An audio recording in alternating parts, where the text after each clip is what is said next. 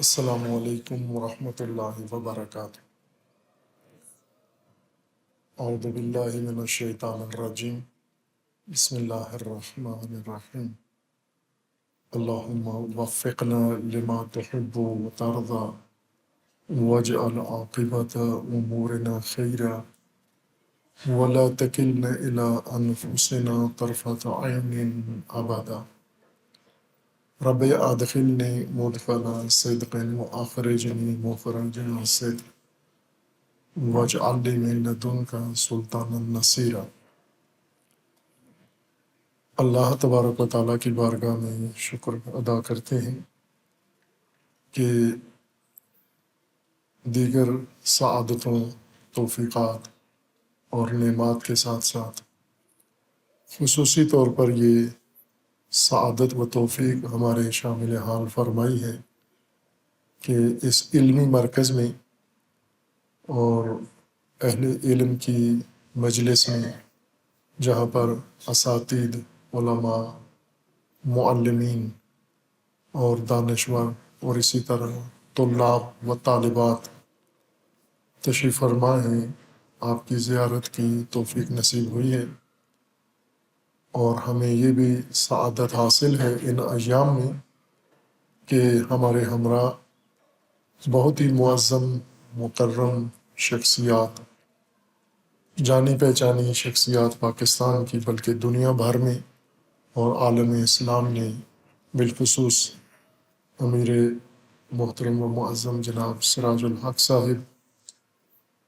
اور ان کے ساتھ پروفیسر ڈاکٹر عبدالغفور راشد صاحب، ممبر اسلامی نظریاتی کونسل اور نائب امیر مرکزی جمعیت اہل حدیث، اور اسی طرح جناب مفتی سید معرفت شاہ صاحب اور مفتی طیب حسین شاہ صاحب تشریف فرما ہے، اور دیگر اساتید اور قراقرم یونیورسٹی کے سربراہ اور وائس چانسلر ڈاکٹر صاحب اور دیگر معلمین جو تشریف فرما ہیں۔ موضوع وہ ہے جس کی مجھے حسرت ہوتی ہے، جس موضوع کی انسان جستجو کر رہا ہوتا ہے، یا دوسرے لفظوں میں ایک طالب علم کو جب اپنے اصلی موضوع پر گفتگو کا موقع ملے تو وہ اس کی ایک دیرینہ حسرت گویا پوری ہو رہی ہوتی ہے۔ لیکن دوسری طرف سے متاسفانہ حالت وہ نہیں ہے آمادگی، مہمان بھی ہمارے بہت تھکے ہوئے ہیں، بلکہ ہم ہی نے تھکایا ہے، یعنی کسی اور نے نہیں تھکا ہے، اور اس خستگی کے ساتھ یہاں تشریف فرما ہے۔ آپ بھی انتظار کرتے رہے ہیں۔ یہ موضوع فلسفہ تعلیم اور معلمین اور مدیران تعلیم، متولیان تعلیم کی ذمہ داریاں، بنیاد ہے نظام تعلیم کی۔ ہر چند ہمارے ملک میں یہ موضوع متعارف نہیں ہے۔ فلسفہ تعلیم نام کا کوئی سبجیکٹ نہ دینی علوم میں، تعلیمات میں، نہ رائج تعلیمی اداروں کے اندر متعارف نہیں ہے، لیکن دنیا میں ہے۔ دنیا میں یہ موضوع تعلیمی نظام کی بنیاد کے طور پر جانا پہچانا جاتا ہے، اور اس کے بارے میں آگاہی بھی کسی حد تک پائی جاتی ہے۔ تعلیم کو اگر مختصر الفاظ میں عرض کروں تو تعلیم ایک عمل ہے، ایک نسل کے تجربات، تجربیات، مشاہدات، علمی تحقیقات، دریافت دوسری نسل میں پہنچانے کا نام تعلیم ہے۔ ایک نسل کے جو محاصل ہے وہ دوسری نسل کو منتقل کرنا تعلیم کہلاتا ہے۔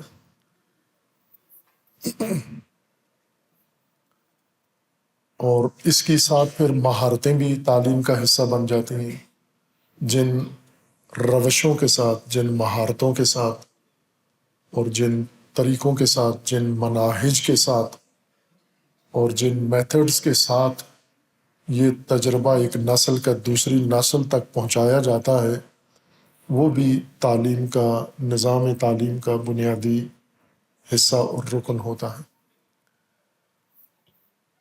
لیکن یہ جو رائج تعلیم کی تعریف ہے، جس کو میں نے خلاصہ کر کے آپ کی خدمت میں عرض کیا ہے،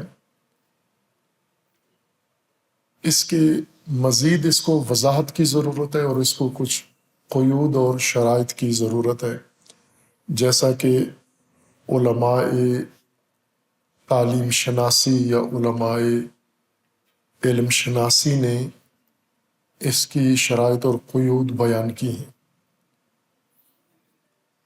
ایک بنیادی سوال یہ ہے کہ انسان کو تعلیم کی ضرورت کیوں محسوس ہوتی ہے؟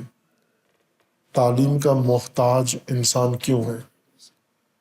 اور انسان کی ضروریات میں سے انسان کی وجودی ضروریات، انسان کی نفسیاتی ضروریات، انسان کی سماجی ضروریات، انسان کی اندرونی ضروریات، انسان کی بیرونی ضروریات میں سے تعلیم انسان کی کون سی ضرورت پوری کرتی ہے؟ کون سا وہ کام ہے جو تعلیم سے حاصل ہوتا ہے؟ چونکہ آج ہم عملی طور پر مشاہدہ کر رہے ہیں، خصوصاً پاکستان ایک بہت بڑی عظیم تجربہ گاہ ہے، جس میں آپ دیکھ رہے ہیں کہ تعلیم یافتہ لوگ بھی موجود ہیں، اعلیٰ تعلیم یافتہ لوگ، درمیانی تعلیم یافتہ لوگ بھی موجود ہیں، اور تعلیم نایافتہ لوگ بھی موجود ہیں جن کی کوئی رائج تعلیم نہیں ہے۔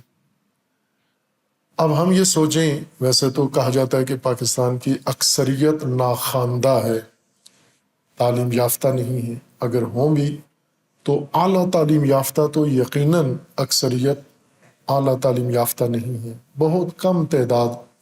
ڈاکٹر صاحب بتائیں گے کہ کتنے فیصد پاکستانی اعلیٰ تعلیم یافتہ ہیں؟ کوئی اگر ان کے پاس اعداد و شمار ہو۔ 10% سے کم لوگ اعلیٰ تعلیم یافتہ ہیں، اور 8% تک اعلیٰ تعلیم یافتہ ہیں، یعنی اس کا مطلب یہ ہے کہ 92% اعلیٰ تعلیم یافتہ نہیں ہے۔ لیکن زندگی سارے گزار رہے ہیں، تعلیم یافتہ بھی اور غیر تعلیم یافتہ بھی، کم تعلیم یافتہ بھی اور اعلیٰ تعلیم یافتہ بھی، زندگی سب گزار رہے ہیں، اور ایک جیسی زندگی گزار رہے ہیں، یکساں زندگی گزار رہے ہیں۔ بلکہ اگر ہم غور کریں تو بعض غیر تعلیم یافتہ لوگوں کی نسبت بہتر زندگی گزار رہے ہیں۔ اگر آپ کو یقین نہ ہو تو ایک بہت ہی دنیاوی معیارات کے مطابق ایک بہت ہی کامیاب ترین شخصیت آج کے زمانے کی، ہمارے موٹیویشنل سپیکرز ہماری موجودہ نسل کو جن کو ماڈل بنا کر پیش کرتے ہیں، کامیابی کی چابیاں، کامیابی کے راز، کامیابی کی کنجیاں، کامیابی کے ان کو نمونے بنا کر پیش کرتے ہیں، ان میں آپ کے بھی علم ہوگا۔ میں نے لاہور میں پوچھا بچوں سے کہ اس وقت دنیا میں سب سے زیادہ امیر ترین انسان کون ہے، تو وہ تقسیم ہو گئے، کچھ نے کچھ نام لیا، کچھ نے کچھ اور نام لیا۔ تو میں اگر معلمین و اساتذہ و طلاب و طالبات گلگت سے پوچھوں کہ دنیا میں سب سے زیادہ امیر ترین انسان اس وقت حال حاضر میں آج 28 اکتوبر 2024 کو کون ہے، تو میرے خیال میں سب کو پتہ ہوگا۔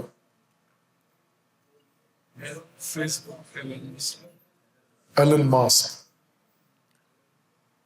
جو اسپیس،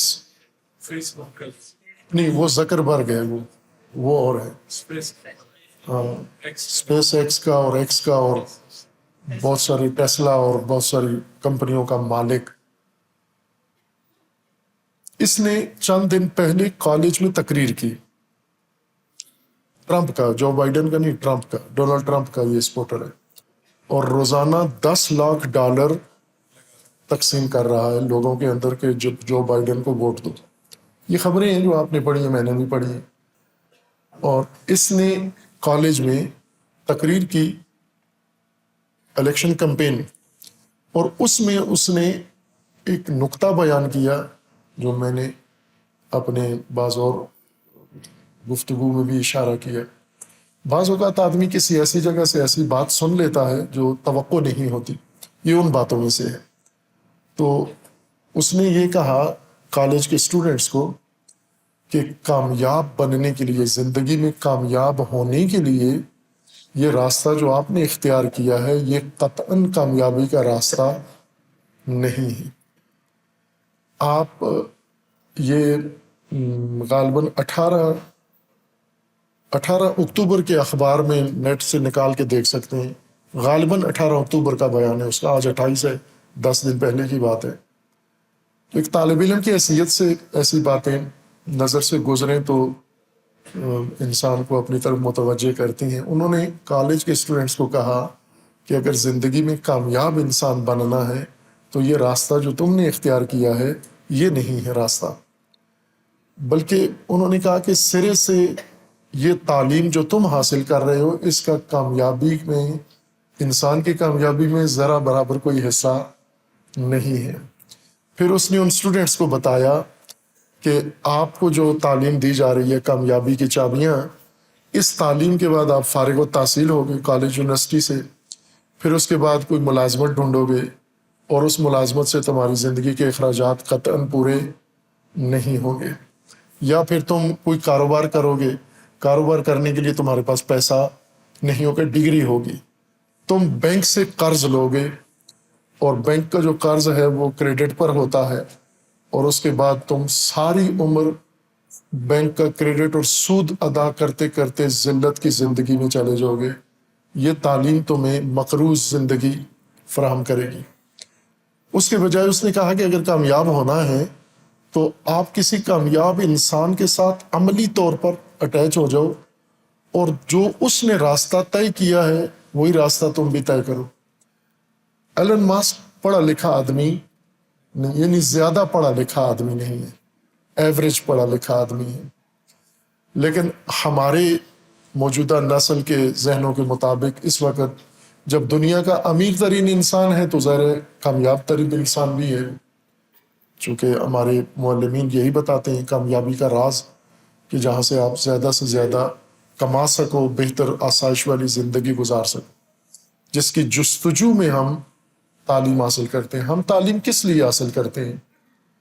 ہم سب دینی تعلیم و دنیاوی تعلیم حاصل کرتے ہیں کہ ڈگری مل جائے، ڈگری معتبر ہو اور اچھے ادارے کی ہو.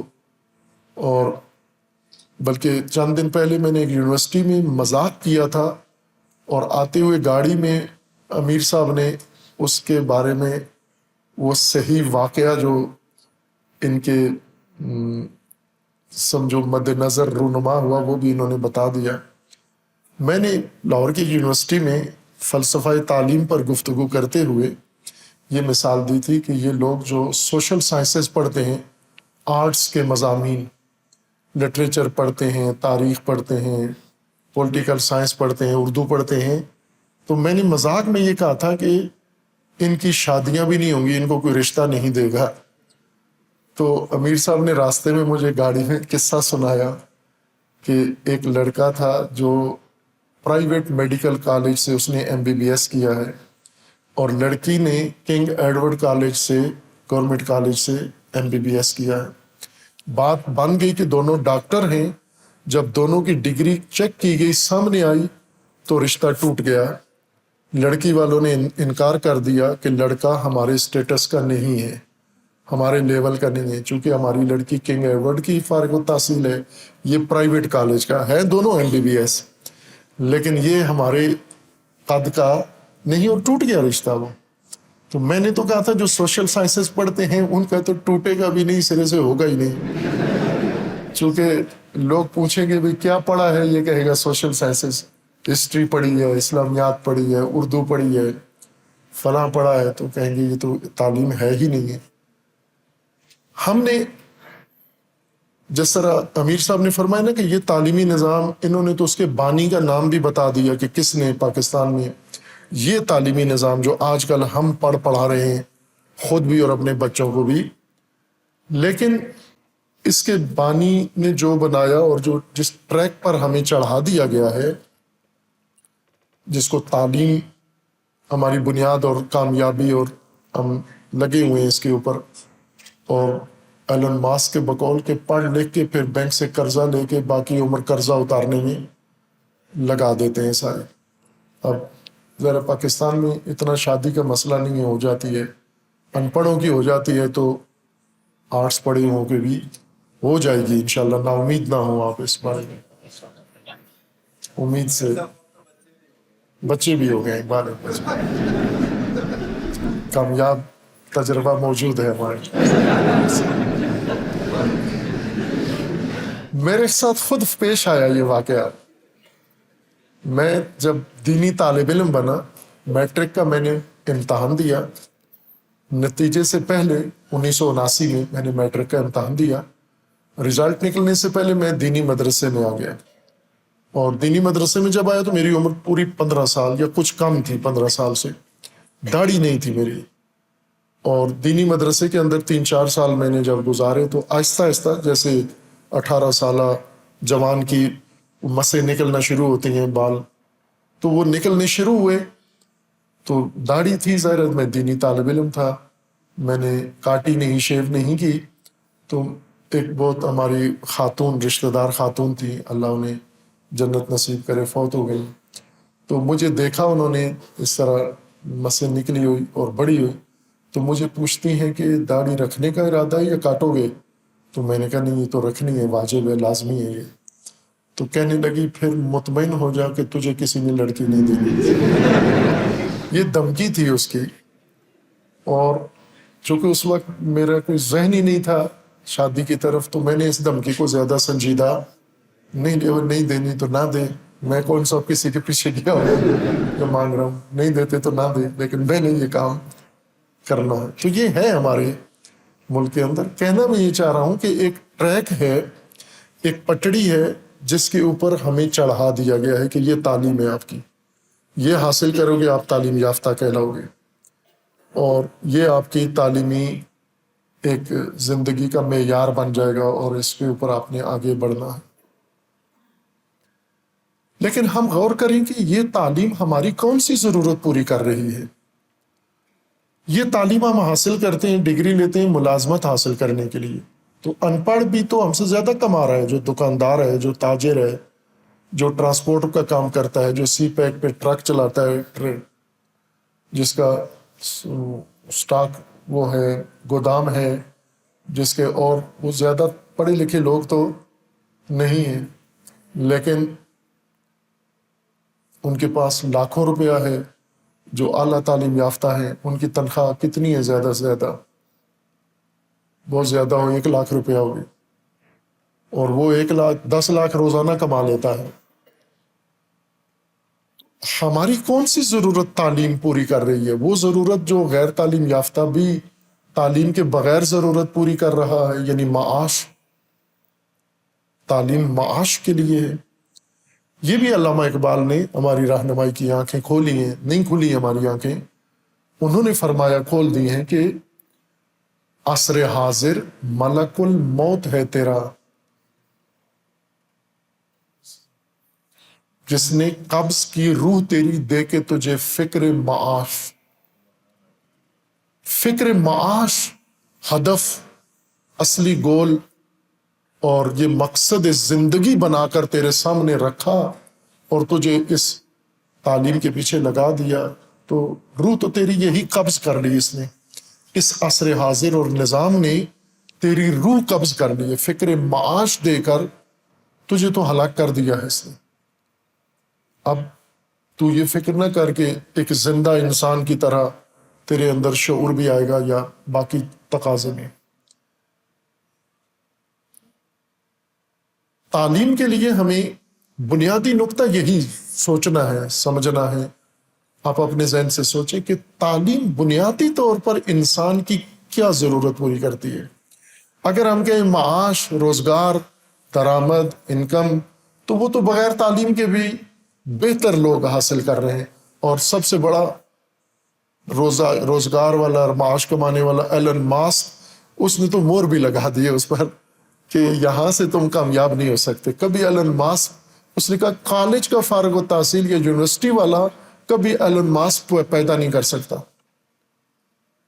اور میرے خیال میں نہیں کیا آج تک۔ کوئی دنیا کی یونیورسٹی یہ نہیں بتاتی کہ اس نے زکربرگ پیدا کیا ہو، بل گیٹس پیدا کیا ہو، ایلن ماسک پیدا کیا ہو۔ لیکچر یہی دیتے ہیں کہ پڑھو تاکہ زکربرگ بن جاؤ۔ آیا تعلیم نے اس کو اتنا پہنچایا ہے؟ یا آپ اپنے پاکستان کے امیر ترین لوگ کون ہیں؟ پاکستان کے علم میں ہوگا آپ کے، گلگت کے امیر ترین کون ہیں؟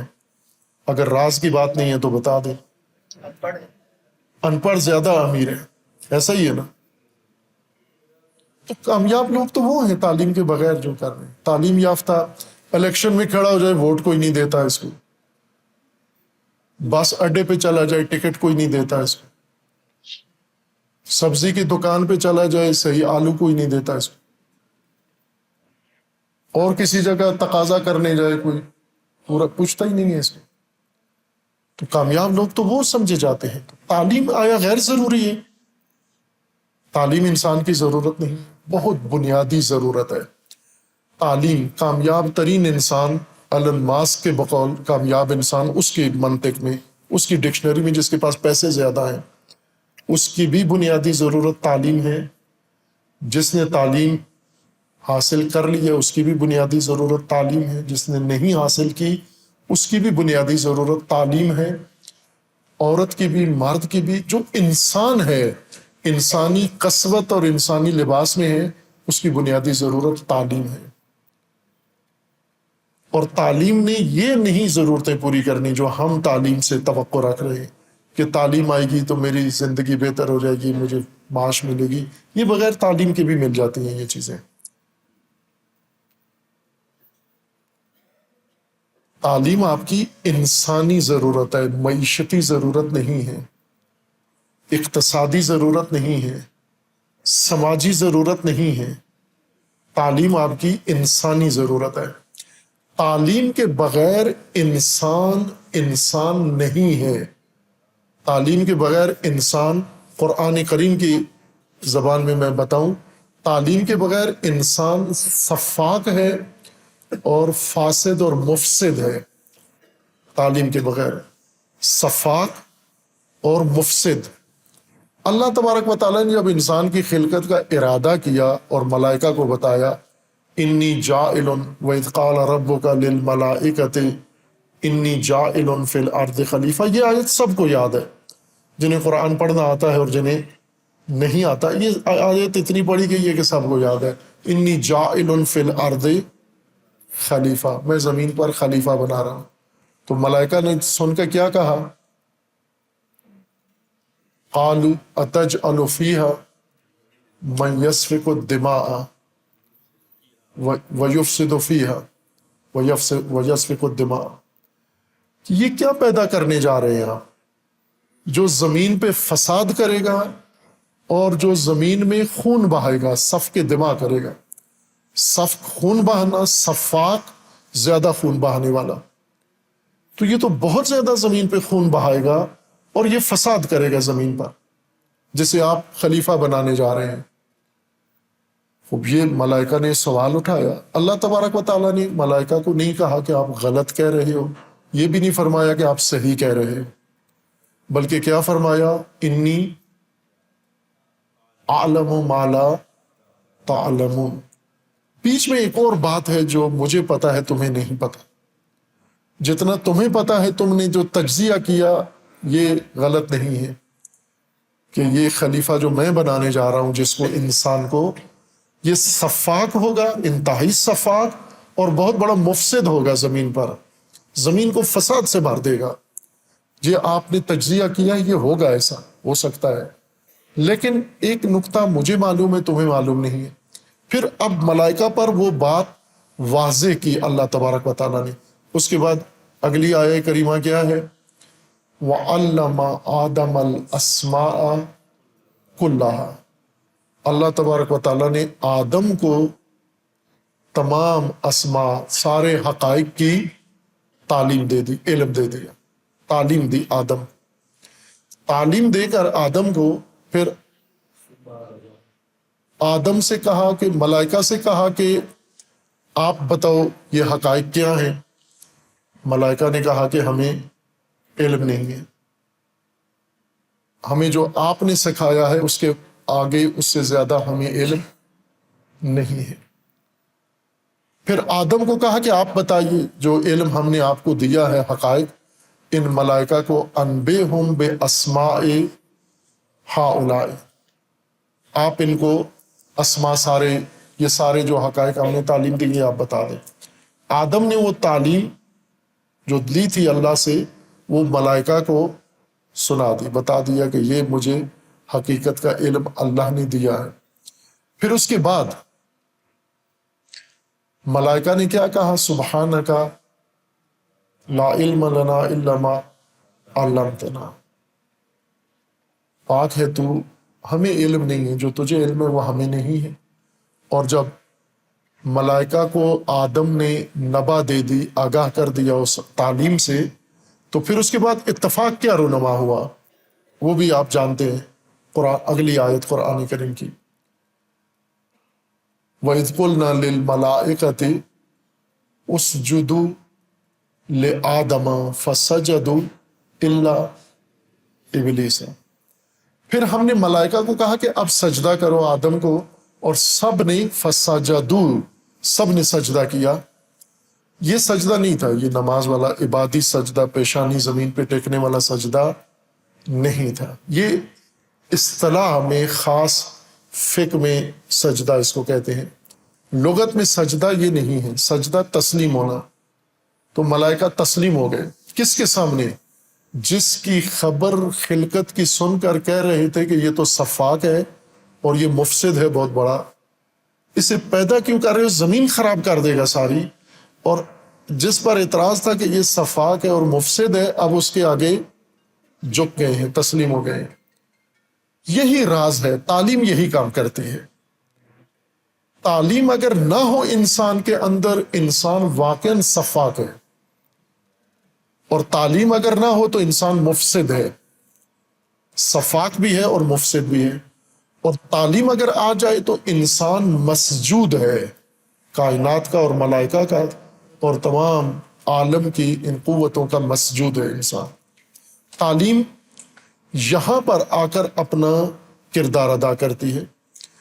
اب ذرا میں اس کو مزید کھولتا ہوں، تھوڑا سا ٹپ دیتا ہوں، ایک اشارہ، چونکہ مجھے آپ کا بھی اندازہ ہے آپ چاہتے ہیں مزید لمبی گفتگو ہو، میں خود عادی ہوں لمبی گفتگو کرنے کا، لیکن مجھے اپنے معزز مہمانوں کا احساس ہے، خستہ ہیں، تھکے ہوئے ہیں، لیکن آپ اگر سو سکتے ہیں میری گفتگو میں، اگر لمبی ہو جائے تو آرام فرما سکتے ہیں۔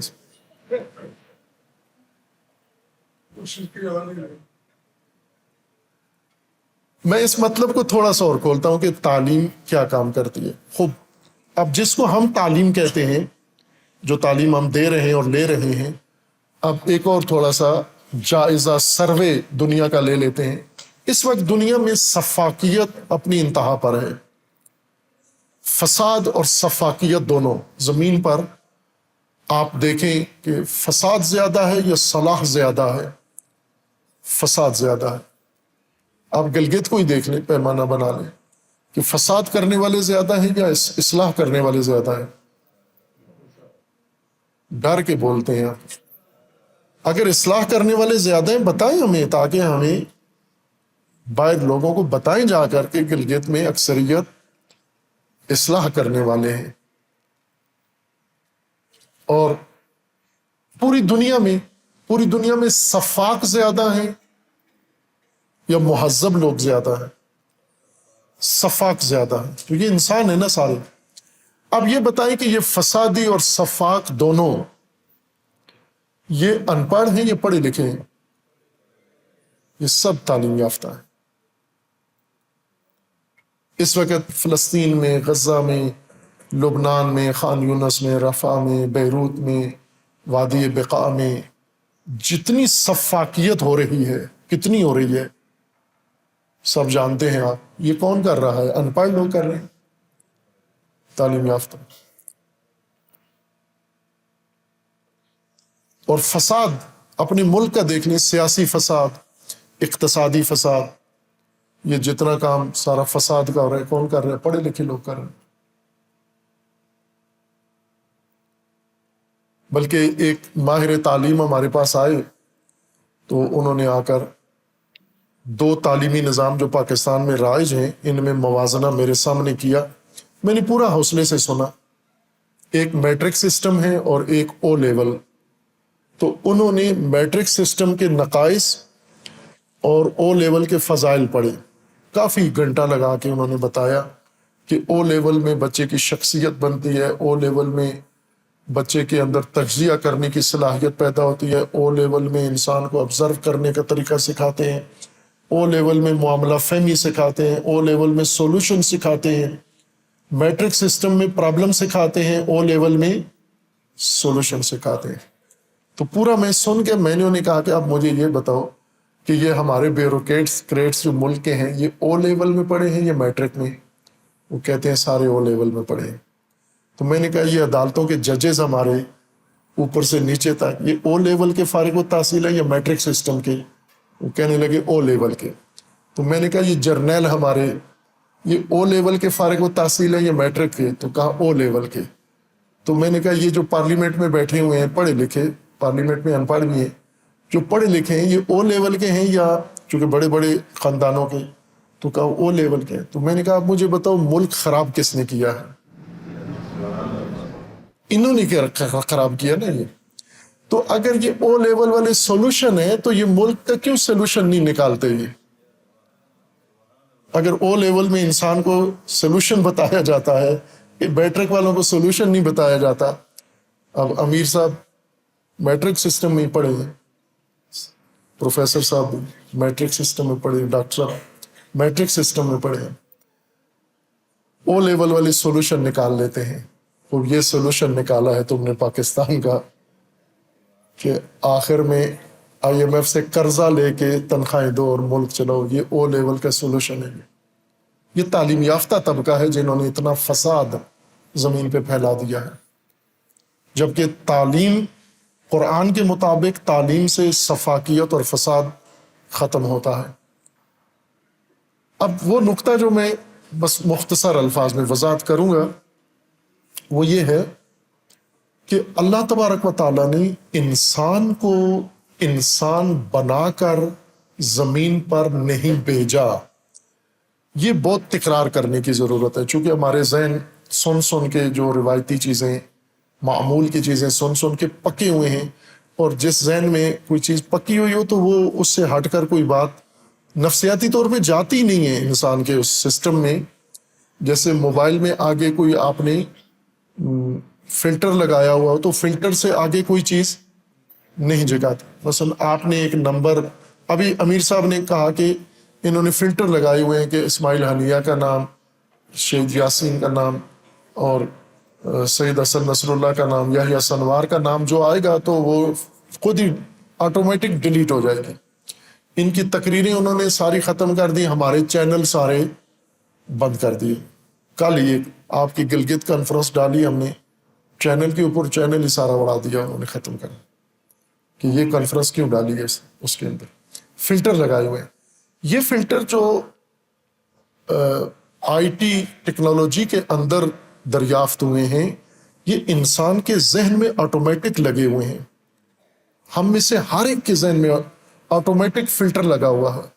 وہ فلٹر ممکن ہے کوئی عقیدہ ہو، ممکن ہے کوئی محبت ہو، ممکن ہے کوئی عقیدت ہو، ممکن ہے کوئی رجحان ہو، ممکن ہے کوئی نظریہ ہو، کچھ بھی چیز ہمارے ذہن کے فلٹر بن جاتی ہے اور اس سے آگے اس بات کو جانے نہیں دیتی، روک لیتی ہے۔ اس لیے یہ مجھے یقین ہے کہ بعض ذہنوں میں یہ فلٹر میں رک جائے گی یہ بات جو میں کرنے جا رہا ہوں، لیکن جن کے فری ہیں، فلٹر نہیں لگایا ہوا، وہاں چلی جائے گی بات۔ اور وہ یہ ہے کہ اللہ تبارک و تعالیٰ نے انسان کو انسان بنا کر پیدا نہیں کیا، زمین پہ نہیں بھیجا۔ انسان بننے کے لیے بھیجا ہے۔ اس کے اوپر بہت مفصل گفتگو کی ہوئی ہے میں نے، شاید سینکڑوں گھنٹے میں کہوں تو مبالغہ نہیں ہے، اور مزید بھی ضرورت ہے اس موضوع کو کھولنے کی، اور یہاں ضروری تھا کھولنا، لیکن میں اس کو سرسری سا ہی بیان کرتا ہوں کہ انسان بننے کے لیے بھیجا ہے، انسان بنا کر نہیں بھیجا۔ جب انسان پیدا ہوتا ہے ماں کے شکم سے، ہم سب ایک ہی طرح سے پیدا ہوئے ہیں، ماں سے پیدا ہوئے ہیں، اور جب پیدائش ہوئی ہے تو بچہ پیدا ہوا ہے، یہ اصل میں انسان نہیں ہے، بیج پیدا ہوا ہے، انسان کا بیج پیدا ہوا ہے۔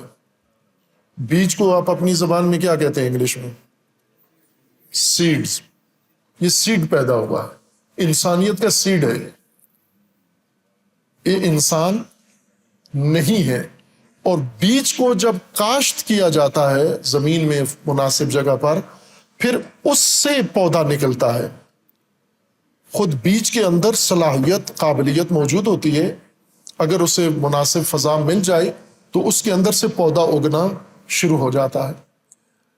قرآن کریم کی جتنی ٹرمینالوجی ہے، اگر ہم اس کو اس دید سے پڑھیں تو بہت لطف آئے گا آپ کو، کہ انسان کو اللہ تبارک و تعالیٰ نے سیڈ بنا کر پیدا کیا، انسانیت کا بیج ہے یہ، اس کو پرورش پانا ہے، اس سے انسانیت پھوٹنی ہے، نکلنی ہے، اگنی ہے، اور اس انسان نے پرورش پانی ہے، پرورش پا کر مکمل انسان اس نے بن جانا ہے۔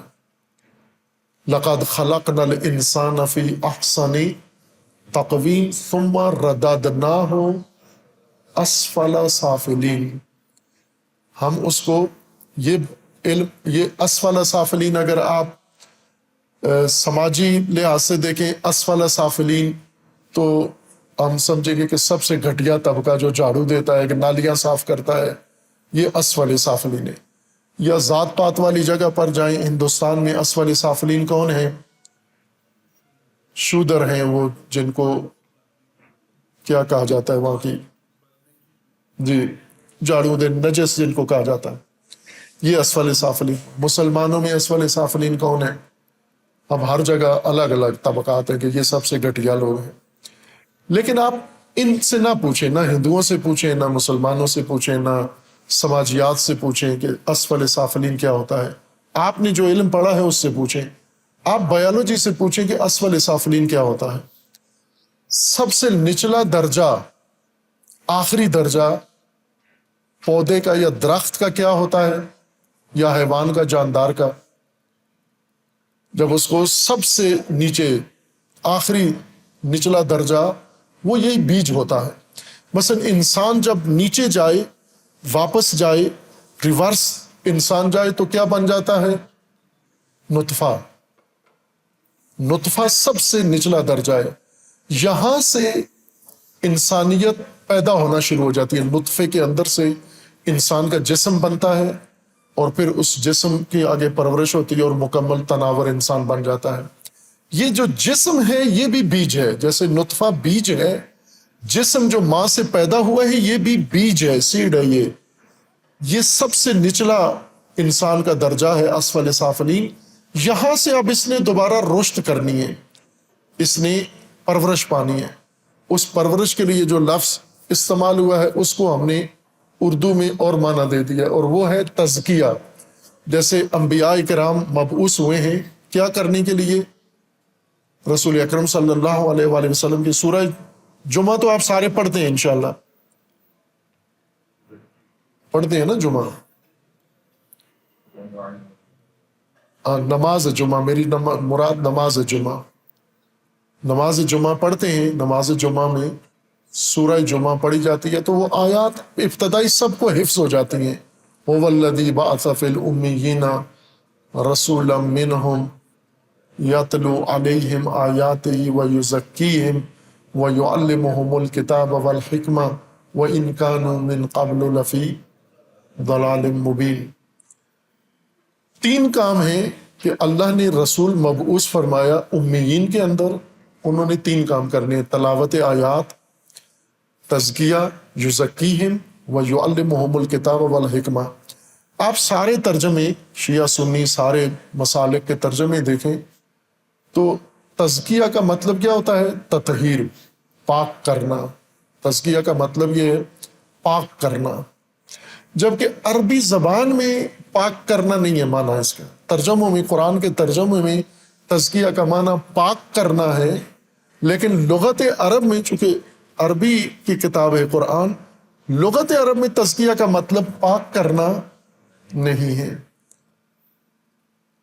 تزکیہ کا مطلب، اب اہل لغت میں یہ بات ہے کہ زکوا جو لفظ ہے، زے کاف واو، اس سے یہ لفظ تزکیہ نکلا ہے، یا دوگر مادہ بھی اگر ذکر کریں تو تزکیہ اس کا مطلب ہوتا ہے پرورش، اگانا، پاک کرنا نہیں ہے۔ اس کا مطلب ہوتا ہے پرورش دینا۔ پودے کو تزکیہ کیا جاتا ہے، اگایا جاتا ہے۔ جس چیز کو اگایا جائے، بڑھایا جائے، پالا جائے، پرورش کی جائے، اس کو تزکیہ کہتے ہیں۔ تو رسول اللہ صلی اللہ علیہ وآلہ وسلم آئے، تشریف لائے تلاوت آیات کتاب کے لیے۔ ہم تلاوت بھی کہتے ہیں پڑھنے کو، عربی میں تلاوت پڑھنے کو نہیں کہتے۔ تلاوت کس کو کہتے ہیں؟ پیچھے چلنے کو، پیچھے۔ تالیہ یا تالاوا یہ مادہ ہے، تالی پیچھے جانے والا، تلو پیچھے جانے والا، اسی سے یہ جو لفظ بنا ہے، وہ ولی بھی بعض نے کہا کہ اسی سے ہی بنا ہے، جو بالکل بلا فاصلہ ساتھ جوڑ کے جائے، یہ تالی ہوتا ہے، فاصلہ نہ ڈالے۔ جیسے آپ چل رہے ہیں، آگے کوئی بندہ جا رہا ہے، پیچھے جوڑ کے آپ اس کے ساتھ جا رہے ہیں، تو آپ تالی ہیں اس کی۔ خوب یہ تلاوت کرتے ہیں آیات خدا کی آپ کے اوپر، اور تزکیہ کرتے ہیں، یعنی پرورش کرتے ہیں آپ کی، لوگوں کی، امیین کی، اور پھر تعلیم کتاب و حکمت دیتے ہیں۔ تزکیہ پرورش کو کہتے ہیں۔ انسان کو پرورش کی ضرورت ہے، تزکیہ کی ضرورت ہے، یعنی پرورش۔ تعلیم، اسی سورہ جمعہ میں اللہ تبارک و تعالیٰ نے 3 چیزوں کا ایک سیٹ بنایا ہے، ہم نے تبدیل کر دیے۔ قرآن کے سیٹ ہم نے خراب کر کے اپنے الگ بنا دیے۔ مثلا قرآن نے ایک سیٹ بنایا ہے ایمان، اقامت الصلاۃ، ایتاء الزکوٰۃ۔ متعدد آیات ہیں، ابھی موبائل پہ نکال کے نکالیں آپ تو بہت ساری آیات میں کیا لکھا ہوگا؟ آمنو و اقیموا الصلاۃ و آتوا الزکوٰۃ۔ یعنی یہ سیٹ بنایا ہے پورا دین کا، دین کے اصولوں کا سیٹ بنایا ہے۔ کیا ہے؟ ایمان، اقامت الصلاۃ و ایتاء الزکوٰۃ۔ اب کسی جگہ ایتاء الصلاۃ و اقامت الصلاۃ ہے، نماز و روزہ کسی جگہ قرآن میں ایک دفعہ بھی نہیں آیا سیٹ کے طور پر کہ نماز و روزہ، بلکہ کیا ہے؟ نماز اور زکوٰۃ۔ قرآن نے کہا نماز و زکوٰۃ، نماز و زکوٰۃ، نماز و زکوٰۃ۔ ہم نے اٹھا کے کیا کر دیا؟ نماز و روزہ۔ نماز روزہ کرتے ہو؟ نماز روزہ کرتا ہے، بڑا نماز روزے کا پابند ہے۔ قرآن کہتا ہے نماز و زکوٰۃ کا پابند ہو جائے۔ وہ زکوٰۃ بھی تزکیہ سے ہی ہے۔ اقامت الصلاۃ و ایتاء الزکوٰۃ و ایمان، یہ سیٹ بنایا ہے۔ یہ کیوں ملایا ہے؟ ایتاء الزکوٰۃ و اقامت الصلاۃ، یہ بس الگ فرصت کی محتاج ہے۔ ابھی سورہ جمعہ کی آیت، دوسری آیت، اللہ تبارک و تعالیٰ نے فرمایا ہے کہ یہ نبی آئے ہیں، انہوں نے آ کر تزکیہ کرنا ہے۔ 3 چیزیں بتائیں، تلاوت آیات خدا، تلاوت کتاب نہیں، یتلو علیہم آیات ہی، کتاب کا نہیں ہے ذکر، آیات ہی، تلاوت آیات، یزکیہم تزکیہ، اور یعلمہم الکتاب والحکمہ، تعلیم۔ کتاب کہاں ذکر ہوا ہے؟ کتاب کا تلاوت کے ساتھ ذکر نہیں ہوا، بلکہ کتاب کا تعلیم کے ساتھ ذکر ہوا۔ متعلق تلاوت کتاب نہیں، آیات ہیں، نشانیاں ہیں، اور متعلق تعلیم کتاب ہے۔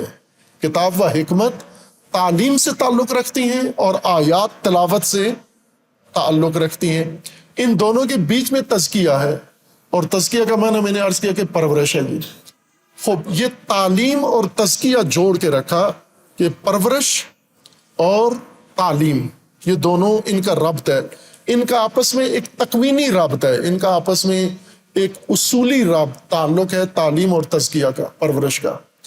اب وہ نقطہ جو پہلے بیان کیا کہ اللہ تبارک و تعالیٰ نے انسان کو بیج بنا کے پیدا کیا ہے، انسان نہیں بنایا، انسان اس نے خود بننا ہے۔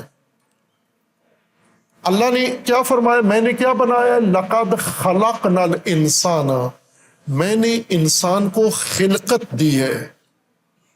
اب انسان اسی خلقت سے انسان بن جاتا ہے؟ نہ، انسان بنتا ہے خلق سے، خلقت سے بیج بنا ہے، خلق سے انسان بننا ہے۔ جس طرح رسول اللہ صلی اللہ علیہ وآلہ وسلم کے بارے میں قرآن میں ہے انک لعلی خلق عظیم۔ خلق اللہ نے نہیں، خلق انسان نے خود بنانا ہے، خلقت اللہ کی ہے، یہ بیج اللہ نے بنایا ہے، اور اس کے اندر خلق عظیم، خلق احسن یہ انسان نے بنانا ہے۔ یعنی اپنی انسانی شخصیت اس بیج کے اندر انسان نے خود بنانی ہے، اسی کا نام ہے تزکیہ یعنی پرورش۔ لہذا فارسی زبان والوں نے اچھا کام کیا ہے، تعلیم تنہا کوئی تصور نہیں ہے، تعلیم و تربیت، تعلیم کے ساتھ ہے تربیت۔ وہاں ایران میں جا کر دیکھیں تو وہاں وزارت کا نام کیا ہے؟ وزارت تعلیم و تربیت، ادارے کا نام تعلیم و تربیت، اسکول میں تعلیم و تربیت نام رکھا ہوا ہے۔ اب عملاً کرتے ہیں یا نہیں کرتے وہ ایک الگ بات ہے، لیکن جوڑ نہیں توڑا، سیٹ خراب نہیں کیا جو اللہ نے بنایا تھا۔ تعلیم و تزکیہ، تزکیہ کا مطلب ہوتا ہے پرورش۔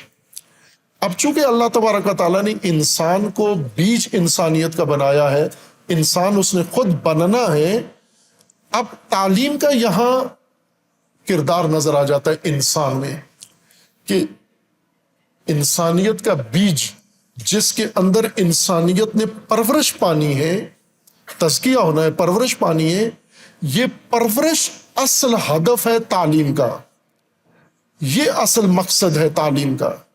تعلیم کا مقصد مہارت نہیں ہے، سکل نہیں ہے، سکل کو نہیں تعلیم کہتے۔ سکل ان پڑھوں کے اندر بھی ہے، پڑھے لکھوں کے اندر بھی ہے۔ یہ بلڈنگ اتنی خوبصورت ہے، ڈیزائن پڑھے لکھے بندے نے بنایا ہے، لیکن سول ورک سارا ان پڑھ مستری نے کیا ہے۔ ہنر نظر آ رہا ہے یا نہیں نظر آ رہا؟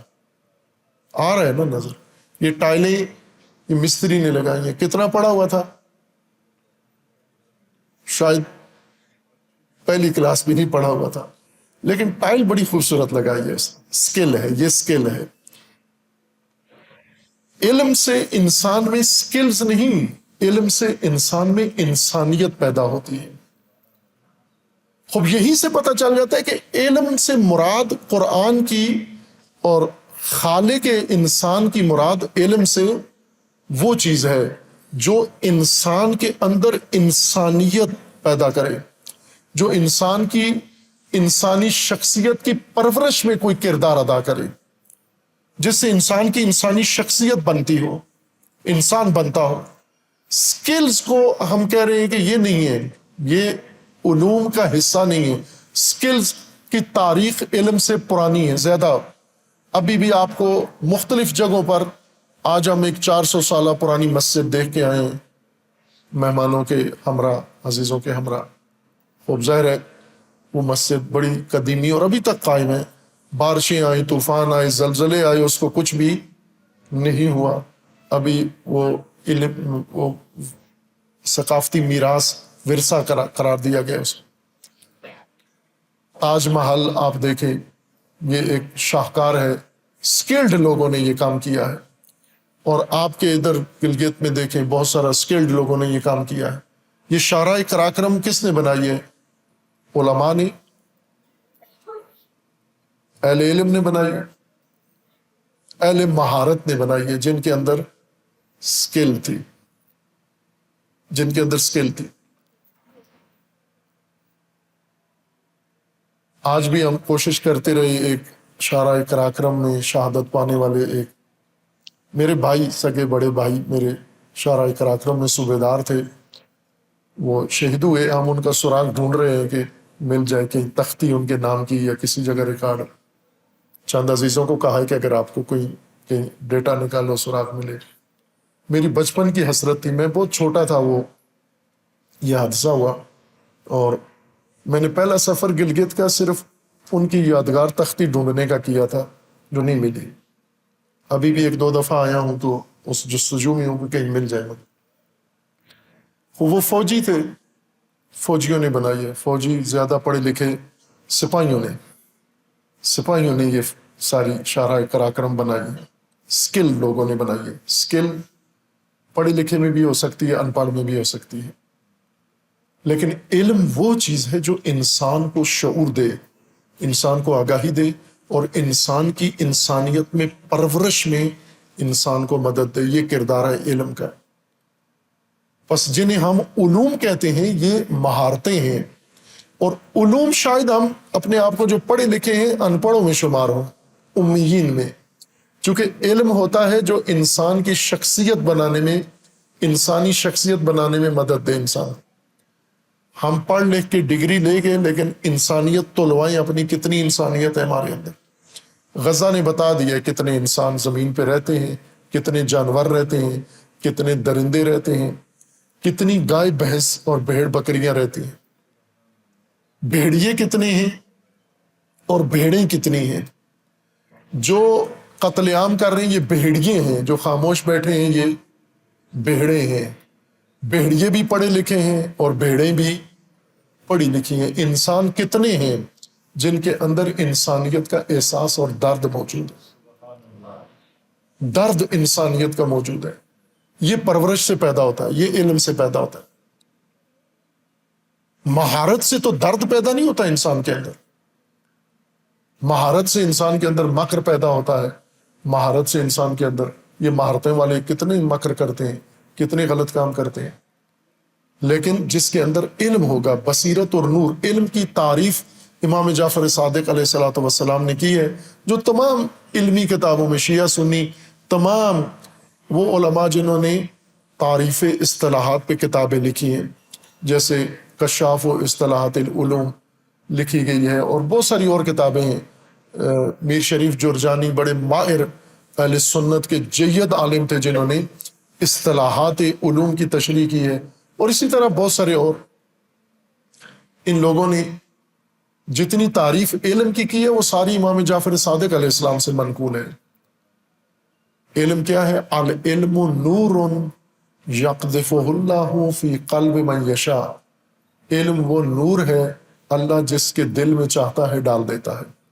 علم نور ہے، نور، نورانیت آتی ہے علم سے، اور باطنی نورانیت انسان کے اندر آتی ہے۔ اس نورانیت سے دراصل انسان کی شخصیت انسانی بنتی ہے۔ آج ہم علمی دنیا دیکھ لیں، مذہبی علماء دینی تعلیم حاصل کر کے بیٹھے ہوئے ہیں، کتنوں کے اندر غزہ کے مظلوم فلسطینیوں کا درد علم دین پڑھے ہوئے لوگوں میں موجود ہے۔ آپ بتا سکتے ہیں کتنے دنیا میں کتنے علماء ہیں دین پڑھے ہوئے، اور کتنے مظلوموں کے حق میں آواز اٹھاتے ہیں؟ اتنے ہی انسان ہیں، اتنے ہی انسان ہیں۔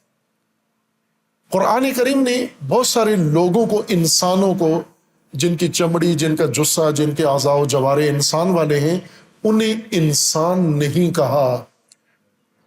سورہ بقرہ سے شروع کریں، یہ آیات شروع ہو جاتی ہیں آخر تک، کونوا قردۃ خاسئین، اصحاب سبت کو کہا کہ تم پست بندر بن جاؤ، تم انسان بندر بن گیا۔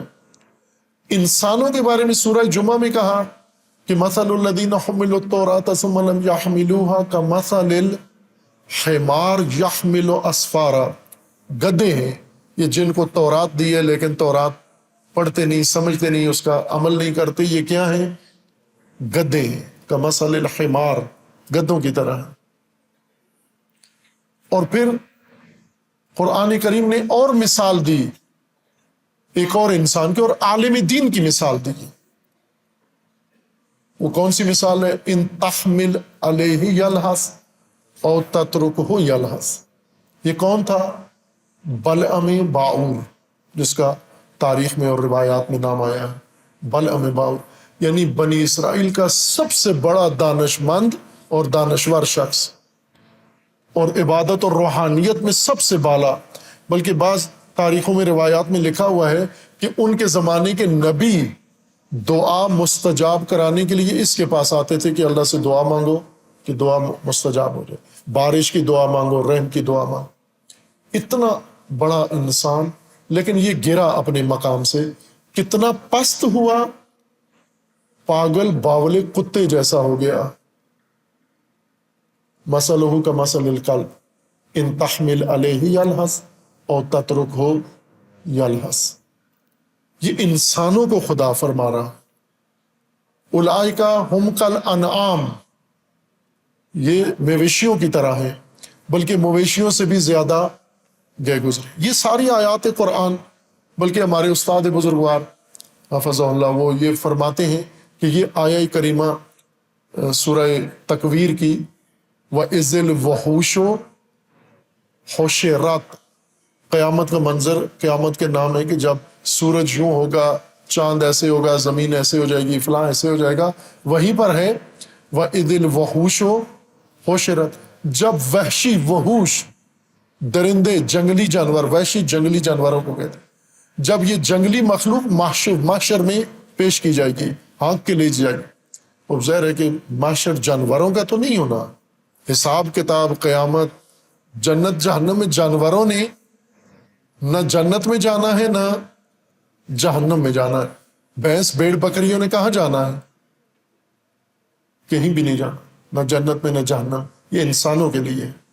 اور جہنم کی طرف جو ہانکے جا رہے ہیں وحوش، تو یہ وحوش ہوں گے وہاں پر۔ یہ قرآن کریم کی اصطلاحات ہیں، یعنی انسانیت سلب کی ہے قرآن نے، یہ انسان نہیں ہوں گے۔ انسانیت اگر یہ جثہ، یہ جسم، یہ بیج انسان ہے تو یہ تو سارے انسان ہونے چاہیے، لیکن آج مارکہ غزہ نے بتا دیا ہے کہ زمین پہ یہ 800 کروڑ سارے انسان نہیں ہیں، انسان اتنے ہی ہیں۔ میں آخری ملا رومی کے کلام کے ساتھ اختتام کرتا ہوں کہ دی شیخ با چراغ ہمیں گشت گرد شہر۔ علامہ اقبال نے اپنی مثنوی میں یہ شعر یہاں سے شروع کی ہے، مثنوی اسرار خودی۔ دی شیخ با چراغ ہمیں گشت گرد شہر، از دی و دد ملولم و انسان مارزوس۔ گفتیم کہ می پیدا نشود گشت این ما، گفتہ کہ می پیدا نشود ہما نمارزوست۔ کہ ایک شیخ، ایک چراغ، ایک دانا، ایک استاد، ایک معلم، ایک بہت بڑا دانا انسان چراغ لے کے شہر میں گھوم رہا تھا، کچھ ڈھونڈ رہا تھا، اور میں نے اس سے پوچھا کہ شیخ کیا ڈھونڈ رہے ہو؟ تو کہنے لگا کہ کیڑے مکوڑے اور حشروں سے تنگ آ گیا ہوں، انسان ڈھونڈ رہا ہوں، انسان ڈھونڈ رہا ہوں۔ تو ہم نے کہا کہ ہم نے بہت ڈھونڈا ہے، ہمیں نہیں ملتا، نایاب و ناپیدا ہے۔ تو کہنے لگا وہی جو نہیں ملتا اسی کو ڈھونڈ رہا۔ یہ انسان ہمیں بننا پڑے گا اور بنانا پڑے گا۔ اصل میں یہ وظیفہ، تعلیم کا وظیفہ، پرورش، تزکیہ کے لیے میدان ہموار کرنا ہے۔ یعنی جس طرح زمین پہ بیج گاڑتے ہو تو کھاد ڈالتے ہو، پانی دیتے ہو، مٹی، سورج کی روشنی، یہ سب مل کے کیا کرتے ہیں؟ بیج کے اندر پودے کو اگاتے ہیں اور پرورش کرتے ہیں۔ تعلیم کا یہی کام ہے جو پودے کے لیے پانی اور کھاد کی حیثیت ہے۔ تعلیم کا یہی کام ہے انسان کی شخصیت کو اس بیج سے نکال کر بھرپور انسانیت تک پہنچا دینا۔ یہ تعلیم کا مقصد ہے، یہ تعلیم کا فلسفہ ہے، یہ تعلیم کا ہدف ہے، یہ تعلیم کا مقصد ہے، یہ تعلیم کا فریضہ ہے، یہ تعلیم کا وظیفہ ہے، یہ تعلیم کا اصلی گول ہے، اور یہ تعلیم کی پوری پہچان ہے۔ اس کے لیے اللہ تبارک و تعالیٰ نے فرمایا، یہ نہ ہو کہ ایلن ماسک آپ کے کہیں کہ آپ کو اگر کامیاب انسان بننا ہے تو تعلیم اداروں کو چھوڑو، آپ اور میرے ساتھ ہو، میں بزنس سکھاتا ہوں تمہیں۔ تو ٹھیک ہے، تم بزنس سکھاؤ گے، ہم پیسے والے بن جائیں گے، لیکن انسان نہیں بنے گے۔ انسان ہمیں، اور یہ تعلیم جو ہمیں بنا کے ایک ٹریک دے دیا گیا، یہ تعلیم ہے، اور ہم بھی اس کو تعلیم سمجھ کے پڑھ رہے ہیں، یہ سکلز ہے۔ تعلیم وہ ہے جو ہمیں انسان بناتا ہے، اور انسان کو ظاہر سکلڈ ہونا چاہیے، انسان کو ماہر ہونا چاہیے، انسان کو ہنرمند ہونا چاہیے، انسان کو صاحب فن ہونا چاہیے، انسان کو باصلاحیت ہونا چاہیے، انسان کو اپنی تمام ضروریات فراہم کرنے کی ہر مہارت اس کے اندر موجود ہونی چاہیے، وہ سیکھنی چاہیے۔ لیکن مہارتوں سے کوئی بچہ انسان نہیں بن سکتا، جتنا بھی پڑھ جائے، خواہ دین پڑھے یا دنیا پڑھے۔ تعلیم کا مقصد انسان بننا، اور انسان بنانے اللہ تبارک و تعالی ہمیں توفیق دے کہ ہم وہ علم، وہ نور حاصل کر سکیں، اور پھر جو اللہ نے ہماری ڈیوٹی لگائی ہے، فریضہ لگایا ہے، اپنے شاگردوں کو، اپنے طالب علموں کو جنہیں ہم سکھاتے ہیں، ہم اس نور سے انہیں بھی ان کے وجود کو منور کر سکیں، اور انہیں نور سے آراستہ کر کے اور انہیں انسانیت کے مقام تک پہنچا سکیں۔ اگر ہم انسان بن جائیں، یہ پورا دین ہے۔ قرآن کا مقصد یہی تھا۔ امام خمینی فرماتے تھے کہ قرآن کتاب انسان ساز ہے، قرآن ٹریکٹر بنانے، فیکٹریاں بنانے یہ نہیں آیا، یہ سکھانے کے لیے۔ یہ اللہ نے انسان کے اندر ڈال دیا ہے، ٹریکٹر کیسے بنانا ہے، اور سڑکیں کیسے بنانی ہیں، پل جہاز کیسے بنانے ہیں، کمپیوٹر کیسے بنانے ہیں۔ یہ آسان کام ہے، یہ سب آسان کام ہے۔ مشکل کام ہے انسان بنانا۔ اس کے لیے اللہ نے نبی بھیجے ہیں، اور اس کے لیے قرآن اتارا ہے۔ قرآن کا آخری اور اولین مقصد یہ ہے کہ اس بیج کو انسان بنا دے۔ انبیاء کا مقصد یہی تھا، اس بیج کو انسان بنا۔ اگر انسان بن گیا، کام تمام ہو گیا، دین کا ہدف، قرآن کا مقصد پورا ہو گیا۔ لیکن یہ سب کچھ بن گیا، انسان نہیں بنا، تو نہ عالم کہلا سکتا ہے، نہ قرآن کا ہدف دین کا حاصل ہوا ہے۔ اللہ تبارک و تعالی سب کو جو اس راہ میں کوشش کر رہے ہیں، جنہوں نے یہ فاؤنڈیشن بنائی ہے، جو اس میں خدمات انجام دے رہے ہیں، جنہوں نے تعلیمی ادارے بنائے ہیں، تعلیمی مراکز بنائے ہیں، جو اس میں خدمات انجام دے رہے ہیں، اللہ تبارک و تعالی سب کو اس نور علم سے ان کے وجود کو آراستہ اور مزین ہونے کی توفیق عطا فرمائے۔ اور اللہ آپ سب کی جو اس راہ میں کوشاں ہیں، آپ کی زحمات، آپ کی کوششوں کو اللہ قبول فرمائے، اور اللہ تبارک و تعالیٰ آپ کو اجر عظیم عطا فرمائے۔ اور ہمارے جو زیر تعلیم طلاب و طالبات ہیں، اللہ انہیں علم میں، زندگی میں، عمل میں کامیابی عطا فرمائے، اور ہم سب کو خدا حقیقی انسان بننے کی توفیق عطا فرمائے، جو نہ سفاک ہو اور نہ فسادی ہو، بلکہ جس کے بارے میں اللہ فرما دے کہ یہ انسان ہے، یہ خلیفہ ہے جو میں نے بنا کے زمین پر بھیجا تھا انشاءاللہ۔ وصلی اللہ علی محمد وآلہ الطیبین الطاہرین۔ معذرت آپ سب سے، خصوصاً اپنے بہت معزز مکرم مہمانوں سے، ان کو تھکے ہوئے بھی تھے، گفتگو لمبی ہو گئی، باوجود اس کے کہ میں چاہ رہا تھا مختصر ہو۔